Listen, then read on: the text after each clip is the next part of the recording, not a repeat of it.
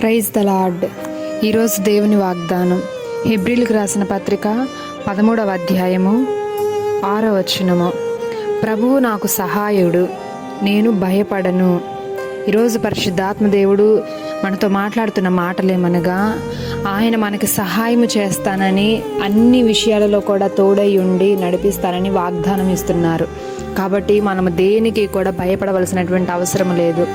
ఈరోజు నువ్వు దేని కొరకైతే భయపడుతున్నావో, కొంతమంది కొన్ని పరిస్థితులకు భయపడుతుంటారు. అప్పుల భయమని, అనారోగ్య సమస్యలనే భయము, రాబోయే భవిష్యత్తు గురించి కొన్ని భయాలు, ఉద్యోగం గురించి, వ్యాపారం గురించి, గర్భఫలముల గురించి అనేక విషయాల్లో భయపడుతుంటారు. ఈరోజు దేవుడు అంటున్నాడు, నువ్వు దేని గురించి అయితే భయపడుతున్నావో, అమ్మో అదే జరుగుతుంది, లేదంటే ఇది జరగకుండా ఉంటే బాగుండు అని ఎన్నిసార్లు నువ్వు అలా ఆలోచించి భయపడుతున్నావో, ఆ విషయాలు నువ్వు దేవుని చేతికి అప్పగించి ప్రార్థించినట్లయితే ప్రభువు నీకు తప్పకుండా సహాయం చేస్తారని మాట ఇస్తున్నారు. ఆయన సహాయం చేసే నమ్మదగినటువంటి దేవుడై ఉన్నాడు.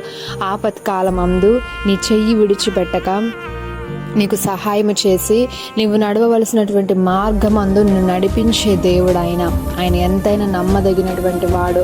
ఆయన మాట ఇచ్చాడంటే తప్పడానికి ఆయన నరుడు ఏమాత్రము కూడా కాదు. కాబట్టి ఈరోజు ఆయన సహాయము, ఆయన తోడు మనకుంటే మనము దేనికి కూడా భయపడవలసినటువంటి అవసరం లేదు. ప్రతి దినము సంతోషముగా దేవుని మీద భారము వేసి విశ్వాసముతో మనం ముందుకు సాగినట్లయితే తప్పకుండా పరిశుద్ధాత్మ దేవుడు నీవున్నటువంటి పరిస్థితులలో నీకు సహాయం చేసి నీవున్నటువంటి ఆ స్థితి నుండి నిన్ను బయటకు ఈరోజే తీసుకువస్తానని వాగ్దానం ఇస్తున్నారు.